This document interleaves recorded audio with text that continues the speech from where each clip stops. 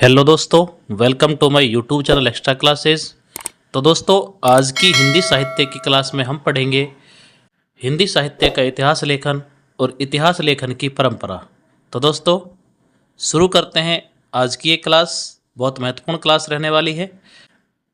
ज़्यादा से ज़्यादा इस क्लास को आप शेयर करें अपने दोस्तों तक। तो दोस्तों, हिंदी साहित्य के इतिहास लेखन की परंपरा की यदि हम बात करें तो देखिए, हिंदी साहित्य के इतिहास लेखन की परंपरा का जो प्रारंभ है, जो हम कहें कि हिंदी साहित्य के इतिहास लेखन की जो परंपरा थी,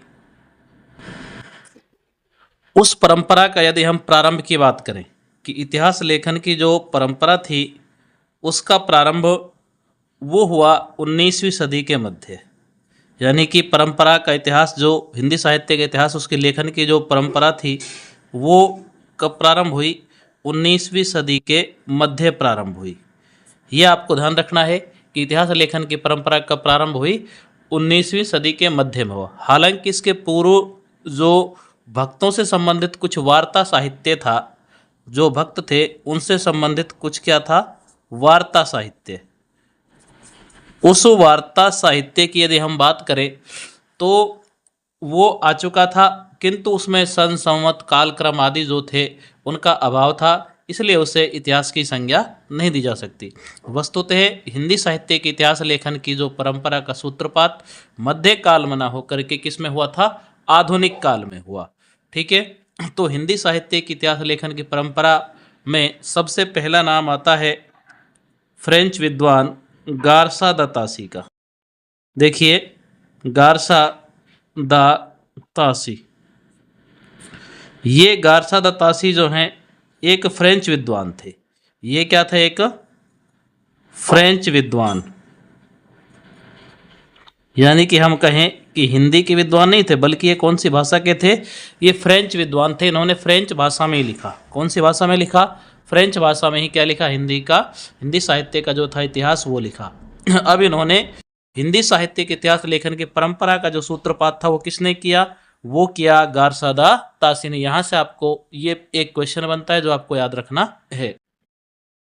तो देखिए, जो गारसा द तासी थे, फ्रेंच विद्वान थे, उन्होंने एक पुस्तक लिखी। उस पुस्तक का नाम था इस्तवार द लिटरेचर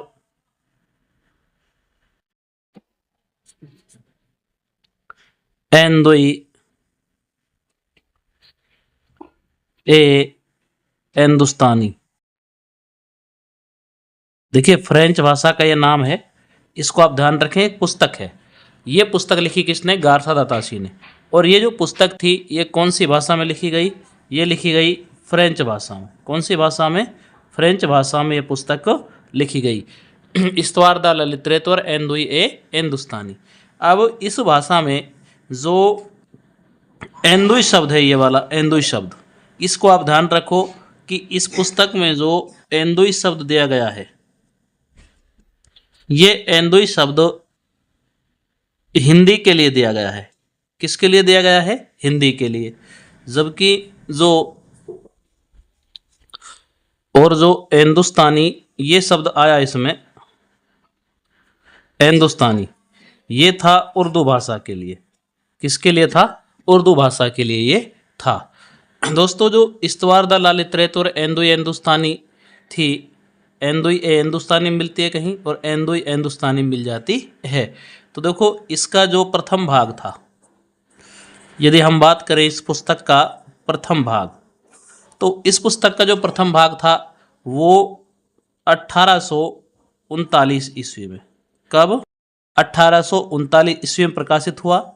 जबकि जो दूसरा भाग था, जो इसका दूसरा भाग है, वो प्रकाशित हुआ था 1847 ईस्वी में। यह आपको ध्यान रखने हैं कि इस पुस्तक का प्रथम भाग 1839 ईस्वी में और दूसरा भाग 1847 ईस्वी में प्रकाशित हुआ था। दोस्तों, इसका अनुवाद, यदि हम इसकी बात करें कि इसका जो अनुवाद है, इसका अनुवाद किया था लक्ष्मी सागर वार्ष्णेय ने। किसने किया था? लक्ष्मी सागर वार्ष्णेय ने। और लक्ष्मी सागर वार्ष्णेय ने इनका जो अनुवाद किया था वो किया था 1952 में। कब किया था? 1952 में किया था। और हिंदुई साहित्य के इतिहास नाम से किया था। किस नाम से किया था? हिंदुई साहित्य का इतिहास। हिंदुई साहित्य का इतिहास, इस नाम से लक्ष्मी सागर वार्ष्णेय जी ने 1952 में ये जो पुस्तक थी इस्तवार द ला लिटरेचर इंडो हिंदुस्तानी, जो फ्रेंच भाषा में थी, उसका जो अनुवाद किया था वो लक्ष्मी सागर वार्ष्णेय ने 1952 ईस्वी में किया था। और कब किया था? हिंदुई साहित्य का इतिहास नाम से किया था। ठीक है। तो इस ग्रंथ में क्या था? हिंदी और उर्दू के अनेक कवियों का विवरण, अंग्रेजी वर्णानुक्रम। देखो, यदि हम बात करें कि जो पुस्तक थी कौन सी पद्धति में लिखी गई थी, ये वर्णानुक्रम पद्धति में थी। कौन सी में थी? वर्णानुक्रम पद्धति में। ये देखिए, वर्णानुक्रम पद्धति में थी ये। तो जो कवियों का वर्ण विवरण था वो अंग्रेजी वर्णानुक्रम में प्रस्तुत किया गया है। इसमें पहली बार काव्य के इतिहास को प्रकाशित किया गया है। तो साथ ही इसमें रचना काल का जो निर्देश है वो भी किया गया था। अब आपको महत्वपूर्ण बात याद रखनी है कि इसमें क्या था कि कुल कवि, यानी कि कितने कवि का वर्णन इसमें किया गया था? तो कुल कवि थे इसमें 738, यानी 738 कवियों का वर्णन इसमें किया गया था। तो इस 738 में से जो हिंदी के कवि यदि हम बात करें तो 72 कवि हिंदी के थे। 72 कवि किसके थे? हिंदी के थे। जबकि शेष किसके थे? जो शेष बचे वो सारे किसके थे? वो उर्दू के थे। वो किसके थे? उर्दू के थे। यानी 738 कवियों में से केवल मात्र 72 कवि ही हिंदी के थे।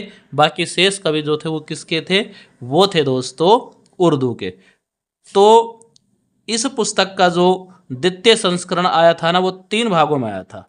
इसका जो द्वितीय संस्करण, देखो यहां से याद रखना है, द्वितीय संस्करण की यदि हम बात करें तो इसका द्वितीय संस्करण आया दोस्तों 1871 ईस्वी में। कब आया था? 1871 ईस्वी में। और उसमें कुल मिलाकर के 3 भाग थे। कितने भाग थे? 3 भाग।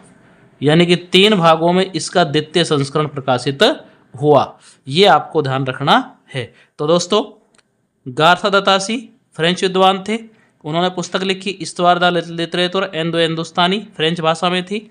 और इस पुस्तक का प्रथम भाग 1839 ईस्वी में, जबकि दूसरा भाग 1847 ईस्वी में प्रकाशित हुआ। इसका अनुवाद जो था वो किया था लक्ष्मी सागर वार्ष्णेय ने 1952 ईस्वी में, और हिंदू साहित्य का इतिहास के नाम से किया था। और इसका द्वितीय संस्करण देखो, ये प्रथम संस्करण था इसका, ठीक है, और ये द्वितीय संस्करण। द्वितीय संस्करण कब आया? 1871 ईस्वी में, 3 भागों में प्रकाशित हुआ। ठीक है, यानी कि यहाँ तो 2 भाग थे पहले, लेकिन जब दूसरा इसका संस्करण आया तो वो 3 भागों में प्रकाशित हुआ। ये था गार्था द तासी। दोस्तों, हमने गार्था द तासी के बारे में आपको पूरी डिटेल के साथ पढ़ाया है। अब हम आगे बढ़ते हैं और आगे बात करते हैं इतिहास लेखन की परंपरा में शिव सिंह सेंगर का नाम आता है। दोस्तों, गार्था द तासी के बाद में जो शिव सिंह सेंगर थे, इन्होंने एक पुस्तक लिखी, एक इतिहास ग्रंथ लिखा, उसका नाम था शिव सिंह सरोज। शिव सिंह सरोज। तो देखिए, शिव सिंह सरोज जो उन्होंने लिखी, एक ग्रंथ लिखा, और ये उन्होंने लिखा था 1883 ईस्वी में। कब लिखा? 1883 ईस्वी में इन्होंने लिखा। इसमें लगभग 1000 कवि, यानी कि हम बात करें तो इसमें लगभग 1000 कवि, जबकि माना जाता है 838 कवि, लेकिन लगभग पूछा जाए तो हम 1000 कवि कह सकते हैं। तो इतने छोटे बड़े कवियों का जीवन चरित्र, उनकी साहित्यिक कृतियाँ और कविता के उदाहरण इन्होंने दिए हैं। तो इन्होंने सभी कवियों का रचना काल भी दिया है और जन्म काल भी दिया है। यानी कि इनमें क्या है? सभी कवियों का रचना काल और जन्म काल, दोनों चीज़ें इन्होंने इस इतिहास ग्रंथ में मेंशन की हैं। इन्होंने हिंदी भाषा में लिखा गया हिंदी साहित्य का यह प्रथम इतिहास ग्रंथ। अब आपको एक चीज़ ध्यान रखनी है कि जो विशेष नोट है इसमें वो क्या है। नोट यह है कि हिंदी भाषा में लिखा गया, हिंदी भाषा में लिखा गया हिंदी का प्रथम इतिहास ग्रंथ। देखिए हमने ऐसा क्यों कहा है, क्योंकि जो गारसादा तासी थे ना, उन्होंने इतिहास ग्रंथ तो लिखा लेकिन वो फ्रेंच भाषा में था। कौन सी भाषा में था? फ्रेंच में। तो यदि बात करें कि हिंदी भाषा में लिखा गया हिंदी का प्रथम इतिहास ग्रंथ कौन सा था, तो वो था शिव सिंह सेंगर का लिखा गया शिव सिंह सरोज, जो कि 1883 ईस्वी में लिखा गया था। दोस्तों इसकी यदि हम बात करें तो इसकी जो पद्धति थी ना, वो भी वर्णानुक्रम पद्धति थी। कौन सी थी? वर्णानुक्रम पद्धति। जिसमें किसने लिखा था? जिसमें लिखा था गारसादा तासी ने। तो शिव सिंह सेंगर के बारे में, जिन्होंने शिव सिंह सरोज लिखा, यही याद रखना है कि 1883 ईस्वी में शिव सिंह सरोज लिखा, जिसमें लगभग 1000 कवि, वस्तुतः 838 कवि थे। तो ये हिंदी भाषा में लिखा गया हिंदी का प्रथम इतिहास ग्रंथ है। तो ये थे शिव सिंह सेंगर। अब हम आगे बढ़ते हैं और बात करते हैं अगले इतिहासकार जिनका नाम आता है जॉर्ज ग्रियर्सन। ये महत्वपूर्ण है, जॉर्ज ग्रियर्सन। देखिए जॉर्ज ग्रियर्सन भी एक विदेशी लेखक हैं। जॉर्ज ग्रियर्सन ने क्या हुआ, 1888 में ग्रंथ लिखा the modern vernacular literature of Hindustan. The modern vernacular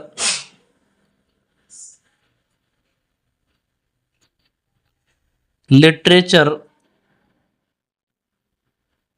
of Hindustan, of Hindustan, ये इनका ग्रंथ था। और ये इन्होंने लिखा था 1888 ईस्वी में। कब? 1888 ईस्वी में। तो देखो जॉर्ज ग्रियर्सन ने कौन सा लिखा? The modern vernacular literature of Hindustan, 1888 ईस्वी में लिखा।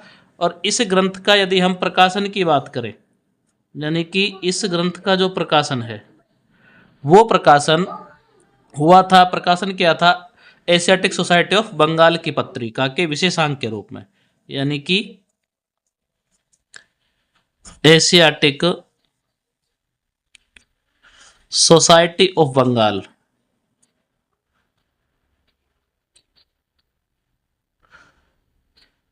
की पत्रिका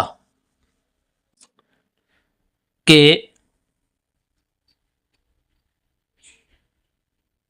विशेषांक के रूप में। यह आपको ध्यान रखना है कि जो जॉर्ज ग्रियर्सन ने इतिहास ग्रंथ लिखा the modern vernacular literature of Hindustan 1888 ईस्वी में, इसका जो प्रकाशन हुआ था वो एशियाटिक सोसाइटी ऑफ बंगाल की पत्रिका के विशेषांक के रूप में हुआ था। ठीक है। इस ग्रंथ में पहली बार कवियों और लेखकों को कालक्रम से वर्गीकृत किया गया। देखो जो कवि और लेखक थे उनको कालक्रम, यानी कि कालक्रम पद्धति जो थी उसके अनुसार ही क्या किया गया, वर्णन उनका किया गया। जबकि जो गारसादा तासी और शिव सिंह सेंगर थे उन्होंने क्या किया, उन्होंने वर्णानुक्रम पद्धति को अपनाया। कौन सी पद्धति अपनाई? वर्णानुक्रम पद्धति अपनाई। जबकि जो जॉर्ज ग्रियर्सन थे उन्होंने कालानुक्रम पद्धति को अपनाया था। ठीक है। साथ ही इसमें उनकी प्रवृत्तियों पर भी प्रकाश डाला गया। वास्तविक अर्थों में यदि हम कहें तो इस ग्रंथ को हिंदी साहित्य का प्रथम इतिहास माना गया है। यानी कि हम कह सकते हैं कि वास्तविक अर्थों में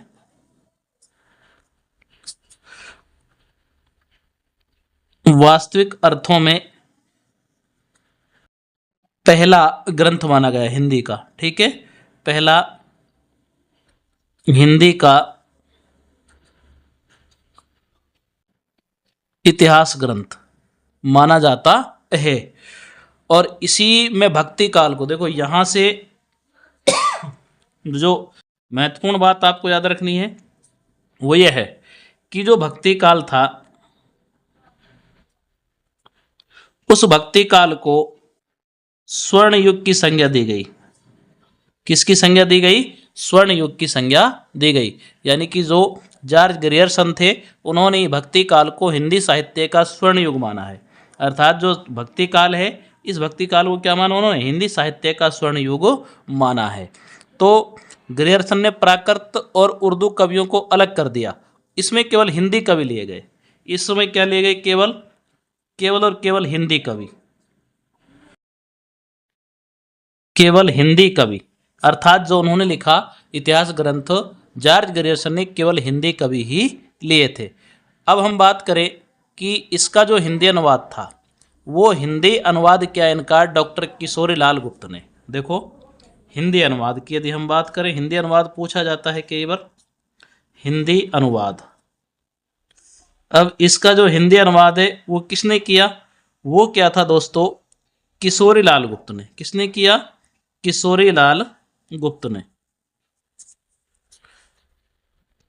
किशोरी लाल गुप्त ने। और किशोरी लाल गुप्त ने जो हिंदी अनुवाद किया वो किस नाम से किया था? साहित्य का प्रथम इतिहास। साहित्य का प्रथम इतिहास। और कब किया था? 1957 में। कब किया था? 1957 में। आपको याद रखना है। देखो जॉर्ज ग्रियर्सन के द्वारा लिखे गए the modern vernacular literature of Hindustan, जो कि 1888 ईस्वी में लिखा गया, इस ग्रंथ का हिंदी अनुवाद किसने किया? किशोरी लाल गुप्त ने किया। और किस नाम से किया? साहित्य का प्रथम इतिहास। कब किया? 1957 ईस्वी में किया। जबकि गारसादा तासी का जो लिखा गया था इस्तवार द लिटरेचर एंड हिंदुस्तान नामक ग्रंथ, उसका अनुवाद किया था लक्ष्मी सागर वार्ष्णेय ने 1952 में, हिंदू साहित्य के इतिहास नाम से किया। जबकि ग्रियर्सन के लिखे गए इतिहास ग्रंथ का हिंदी अनुवाद किसने किया? वो क्या था? साहित्य का प्रथम इतिहास के नाम से 1957 में किशोरी लाल गुप्त ने किया था। जॉर्ज ग्रियर्सन ने केवल और केवल हिंदी कवियों का ही इसमें वर्णन किया है। तो इसमें काल विभाजन का एक चीज अपन को और याद रखनी है। इसमें क्या किया गया है? काल विभाजन। जो हिंदी साहित्य है उसका काल विभाजन और नामकरण, काल विभाजन व नामकरण का प्रयास।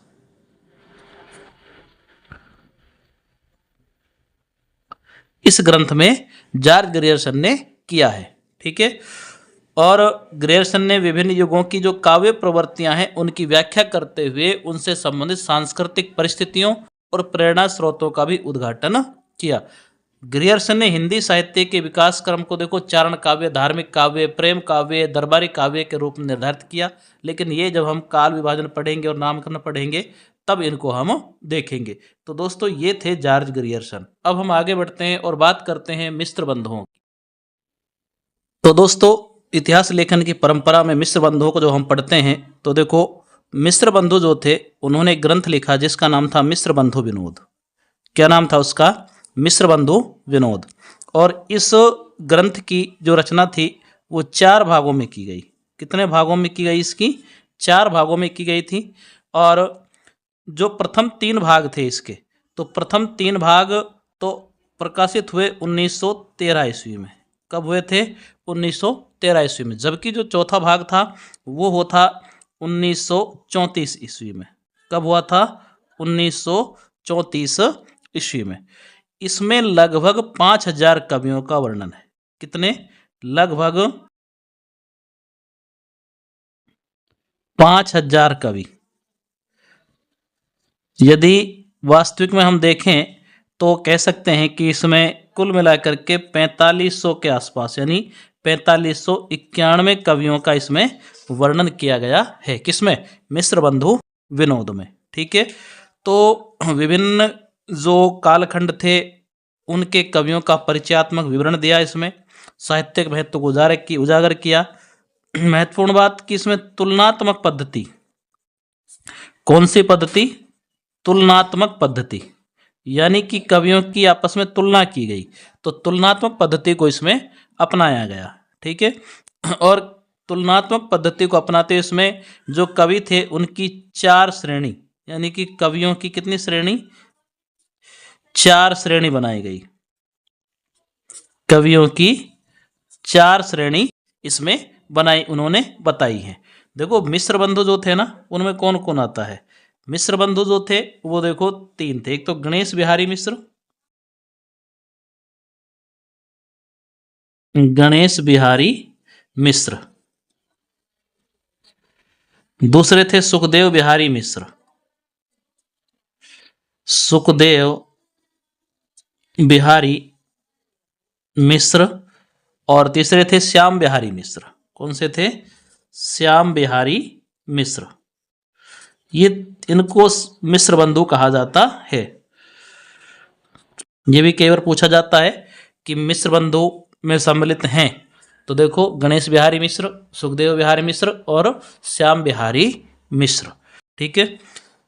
अब यहाँ पर हमको एक छोटा सा नोट याद रखना है। ये भी पूछा जाता है कई बार कि जो आचार्य रामचंद्र शुक्ल थे, आचार्य रामचंद्र शुक्ल, आचार्य रामचंद्र शुक्ल ने शिव सिंह सेंगर, जॉर्ज ग्रियर्सन और मिश्र बंधुओं के इतिहास ग्रंथों को कविव्रत की संज्ञा दी। किसकी संज्ञा दी? कविव्रत की संज्ञा दी कि ये केवल क्या है? ये कविव्रत हैं। क्या है ये? कविव्रत। तो आचार्य जो रामचंद्र शुक्ल थे, उन्होंने मिश्र बंधु हो, चाहे शिव सिंह सेंगर हो, जॉर्ज ग्रियर्सन हो, इनके इतिहास ग्रंथों किसकी संज्ञा दे दी उन्होंने? उसको दे दी उन्होंने कविव्रत की संज्ञा।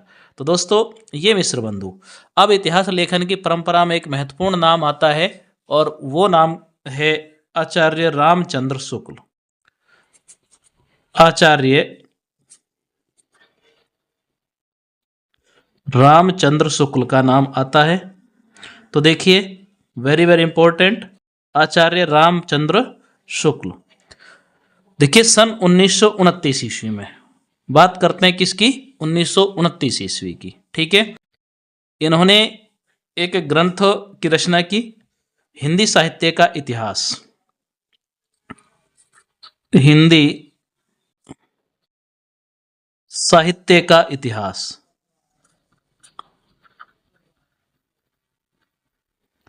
कब की? 1929 में। कब? 1929 ईस्वी में। ठीक है। और इस ग्रंथ, ये जो था, ये हिंदी शब्द सागर की भूमिका, किसकी? हिंदी शब्द सागर की भूमिका, हिंदी शब्द सागर की भूमिका, यानी कि लिख तो रहे थे हिंदी शब्द सागर की भूमिका, लेकिन इन्होंने उस भूमिका को इतना विशाल रूप दे दिया कि वो अलग से ही हिंदी साहित्य का इतिहास बन गया। ठीक है। और हिंदी साहित्य का विकास नाम से लिखा था, लेकिन बाद में हिंदी साहित्य क्या बन गया? इतिहास ही बन गया। तो इस ग्रंथ में शुक्ल जी ने कालों का विभाजन करते हुए उनका जो नामकरण है ना, वो साहित्यिक प्रवृत्तियों को आधार माना है। यानी काल विभाजन के लिए, हिंदी साहित्य का जो काल विभाजन है उसके लिए इन्होंने जो साहित्यिक प्रवृत्तियां हैं, क्या है? साहित्यिक प्रवृत्तियां, उनको क्या माना है? उनको महत्वपूर्ण माना है। इन्होंने जो प्रवृत्ति मूलक इतिहास प्रस्तुत किया ना, उनमें कवियों के जीवन परिचय को इतना महत्व नहीं दिया जितना उनकी रचनाओं के मूल्यांकन को दिया। ठीक है।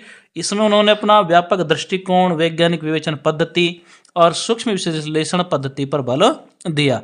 दोस्तों आचार्य शुक्ल ने साहित्य इतिहास के प्रति एक निश्चित और स्पष्ट दृष्टिकोण, यानी कि एक स्पष्ट दृष्टिकोण रखा। किसने? आचार्य रामचंद्र शुक्ल ने। और युगीन परिस्थितियों के संदर्भ में हिंदी साहित्य के विकास क्रम की व्याख्या प्रस्तुत की। तो 1000 वर्ष के हिंदी साहित्य को 4 काल खंडों में इन्होंने विभाजित करके भक्ति काल था, भक्ति काल की 4 भक्ति धाराओं में विभाजित कर दिया।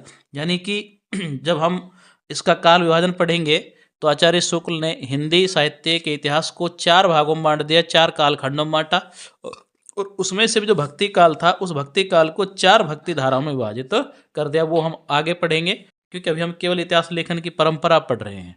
ठीक है। तो दोस्तों ये थे आचार्य रामचंद्र शुक्ल। अब हम आगे बढ़ते हैं। दोस्तों इतिहास लेखन की जो परंपरा है उसमें अगला नाम आता है आचार्य हजारी प्रसाद द्विवेदी का। ये बहुत महत्वपूर्ण हुए हैं। देखो, आचार्य हजारी प्रसाद द्विवेदी ने यद्यपि कोई स्वतंत्र इतिहास ग्रंथ तो नहीं लिखा, किंतु उनके तीनों ही ग्रंथों में मध्यकालीन साहित्य के संदर्भ में उन्होंने कई मौलिक अवधारणा प्रस्तुत की हैं। तो हम कह सकते हैं, सबसे पहले हम बात करते हैं कि इनके जो तीन मुख्य ग्रंथ हैं वो कौन कौन से हैं। देखो, तीन ग्रंथ इनके थे। एक तो था हिंदी साहित्य की भूमिका, हिंदी साहित्य की भूमिका।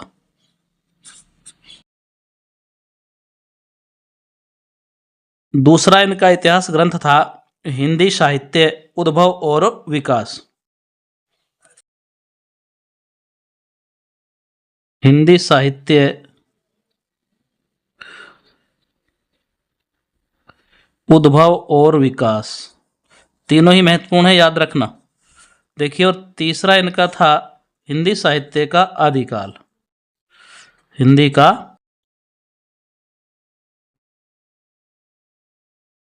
हिंदी साहित्य का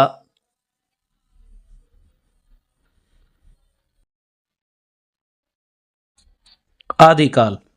देखिए, ये तीन ग्रंथ उन्होंने लिखे, और ये तीन ग्रंथ को हिंदी साहित्य की जो भूमिका लिखी उन्होंने वो 1940 में लिखी। कब लिखी? 1940 में। जबकि ये दोनों जो हैं 1952 में लिखे, 1952 में। यह अपन को ध्यान रखना है कि आचार्य हजारी प्रसाद द्विवेदी ने स्वतंत्र रूप से कोई इतिहास ग्रंथ नहीं लिखा, लेकिन उन्होंने तीन जो ग्रंथ लिखे उन्होंने अपने, एक हिंदी साहित्य की भूमिका 1940 में, दूसरे हिंदी साहित्य उद्भव और विकास 1952 में, और तीसरा हिंदी साहित्य का आदिकाल जो था वो 1952 में इन्होंने लिखा। आचार्य द्विवेदी ने अपने इतिहास में परंपरा की निरंतरता का अनुशीलन करते हुए भक्ति के विकास को भारतीय संस्कृति सांस्कृतिक चिंतन धारा के स्वाभाविक विकास के रूप में व्याख्यायित करते हुए नवीन और व्यापक दृष्टिकोण दिया था। तो ये तीन ग्रंथ अपन को आचार्य हजारी प्रसाद द्विवेदी के याद रखने हैं कि हिंदी साहित्य का भूमिका 1940 में, हिंदी साहित्य उद्भव और विकास 1952 में, हिंदी का आदिकाल जो है वो 1952 में। देखो, हजारी प्रसाद द्विवेदी बहुत महत्वपूर्ण रहे हैं। इन्होंने इतिहास ग्रंथ स्वतंत्र रूप में तो नहीं लिखा, लेकिन जो तीनों ग्रंथ हैं ये इनमें इन्होंने अपने साहित्य के संदर्भ में मौलिक अवधारणा प्रस्तुत कर दी हैं। दोस्तों, हिंदी साहित्य के इतिहास लेखन की परंपरा में अगला नाम आता है डॉक्टर राम कुमार वर्मा का। दोस्तों, डॉक्टर राम कुमार वर्मा, इन्होंने हिंदी साहित्य के इतिहास को दो भागों में प्रकाशित करने का प्रयास किया। तो इन्होंने एक किताब लिखी और उस इतिहास ग्रंथ का नाम है हिंदी साहित्य का आलोचनात्मक इतिहास। कौन सा है? हिंदी साहित्य का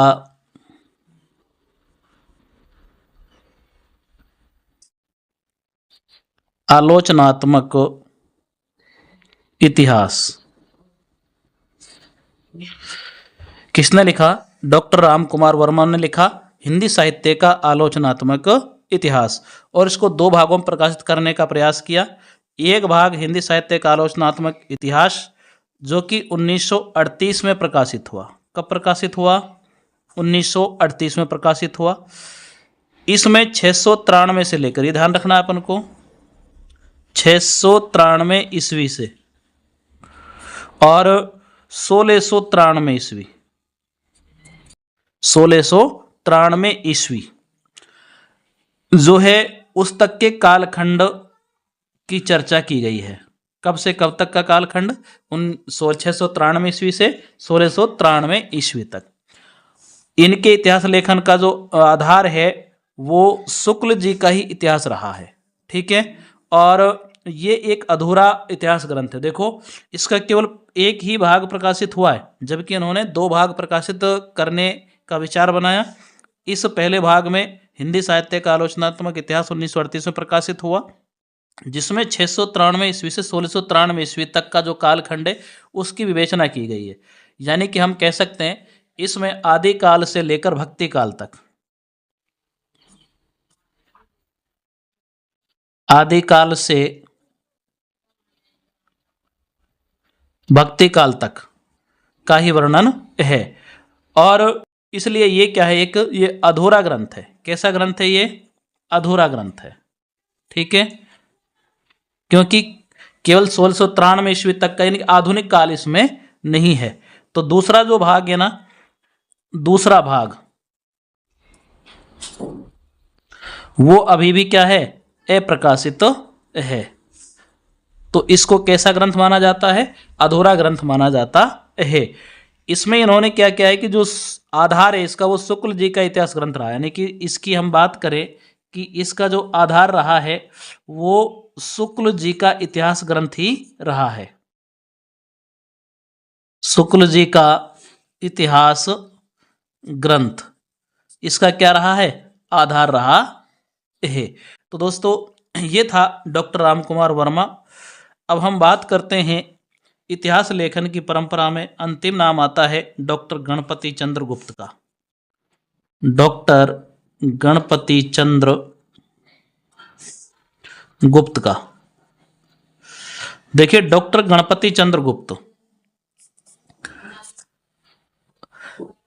जिन्होंने कि हिंदी साहित्य का वैज्ञानिक इतिहास लिखा। इन्होंने कौन सा इतिहास ग्रंथ लिखा, हिंदी साहित्य का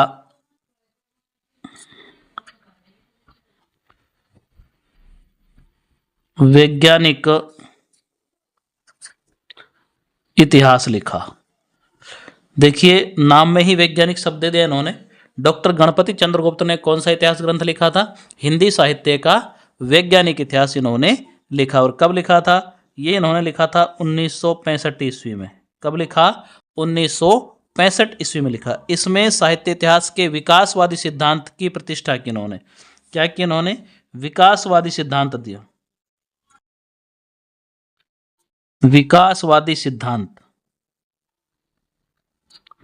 की प्रतिष्ठा की और उसके आलोक में हिंदी साहित्य की नूतन व्याख्या प्रस्तुत की। तो गुप्त जी ने हिंदी साहित्य के इतिहास को 3 काल खंडों में विभाजित किया था, प्रारंभिक काल, मध्यकाल और आधुनिक काल। वो हम काल विभाजन करेंगे तब पढ़ेंगे। इतना आपको बता देते हैं कि 3 काल खंडों में बांटा था हिंदी साहित्य के इतिहास को, प्रारंभिक काल, मध्यकाल और आधुनिक काल। तो दोस्तों हिंदी साहित्य के इतिहास लेखन की यह परंपरा में हमने आज 8 इतिहासकारों को पढ़ा। ये हमारी यहाँ तक हिंदी साहित्य के इतिहास लेखन की परंपरा जो थी वो पूर्ण होती है। दोस्तों आज की क्लास को हम यहीं विराम देते हैं। मिलते हैं आपसे अगली क्लास में। तब तक के लिए जय हिंद, जय भारत।